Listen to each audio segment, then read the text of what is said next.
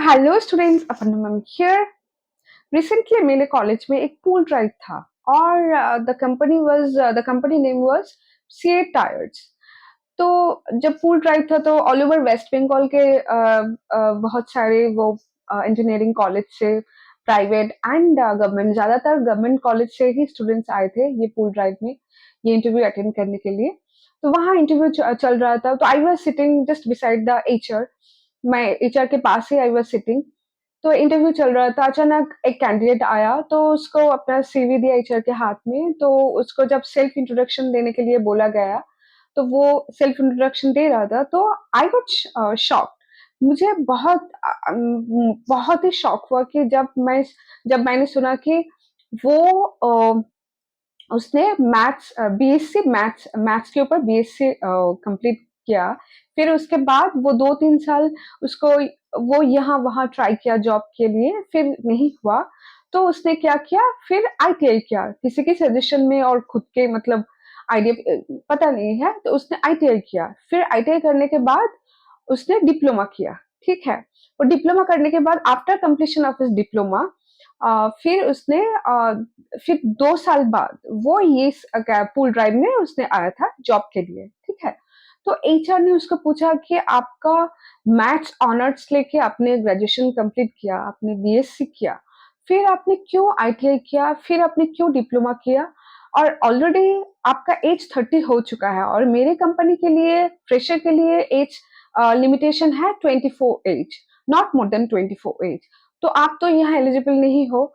तो मैं क्या करूँ? आपने क्यों किया? आपने आपको पता है मैथ्स लेके ग्रेजुएशन करने के बाद, बीएससी मैथ्स करने के बाद आपको टीचिंग प्रोफेशन में जाना चाहिए था, और फिनांस, एमबीए फिनांस और डेटा एनालिटिक्स और बैंकिंग प्रोफेशन में, और पीएचडी मास्टर्स एमएससी आप कर सकते थे, आप पीएचडी कर सकते थे। There are lot of job opportunities. तो आपने क्यों डाउन मतलब आप क्यों बैकअप किया? आपने फिर लोग आगे बढ़ते हैं, ठीक है, आपने पीछे आया। जो आपका एज अभी 30 है, आईटीआई कब करते हैं? क्लास 10 के बाद। क्लास 10 कब करते हैं? 15 और 16 ईयर्स में। तो आपका अभी एज है 30। ठीक है। तो ऑलरेडी आपका एज ओवर हो चुके हैं। ठीक है। यहाँ मेरे फार्म में, मेरे इंजीनियरिंग फार्म में फ्रेशर स्टूडेंट के लिए हम 24 तक हम लेते हैं। तो आपको किसी ने प्रॉपरली गाइड नहीं किया था क्या? तो वो कैंडिडेट भी चुपचाप था, वो भी क्या आंसर देंगे उसको भी पता नहीं था, वो बहुत ही मतलब घबराए हुए थे। तो मैं सबको बोलूँगी कि सभी स्टूडेंट्स को बोलूँगी कि आप लोग सभी के फैमिली पेरेंट्स उतना एजुकेटेड नहीं होते हैं, तो उसको प्रॉपर गाइडेंस नहीं मिलता है कि वो क्या लेके पढ़ेंगे, कहाँ पढ़ेंगे, कौन से सब्जेक्ट लेके पढ़ना चाहिए, उसके ऊपर क्या-क्या जॉब अपॉर्च्युनिटीज़ है।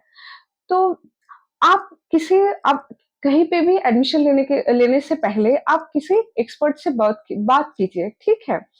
बहुत सारे गवर्नमेंट कॉलेजेस हैं, प्राइवेट कॉलेजेस हैं, और बहुत सारे एजेंसीज हैं, और बहुत आपके डिपार्टमेंट का जो आप जिस स्कूल में पढ़ते हो, तो वहाँ भी बहुत सारे टीचर्स गाइड करते हैं कि आप जिस सब्जेक्ट के ऊपर स्ट्रांग हो, उसको लेके आप पढ़िए।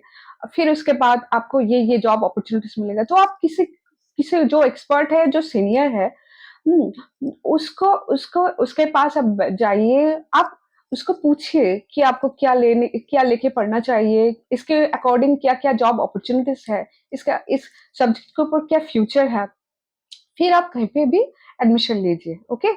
तो अब क्योंकि आप जितने जितना देर करोगे तो टाइम वेस्ट होता जाएगा, ठीक है? तो टाइम वेस्ट होता जाएगा, और अब आपको जॉब अपॉर्च्युनिटीज़ भी आपको नहीं मिलेगा, ठीक है? तो गवर्नमेंट सेक्टर में भी और प्राइवेट सेक्टर में भी। तो आप टाइम वेस्ट मत करो, ठीक है? आप कहीं पे भी एडमिशन लेने से पहले आप किसी एक्सपर्ट के पास जाइए, और किसी टीचर और किसी आपके फैमिली, किसी रिलेटिव जो एजुकेटेड है, जो ये सब एजुकेशन एजुकेशन फील्ड में थोड़ा जिसका नॉलेज है, आप उसके पास जाइए, आप पूछिए, ठीक है? फिर आप एडमिशन लीजिए, okay? So best of luck.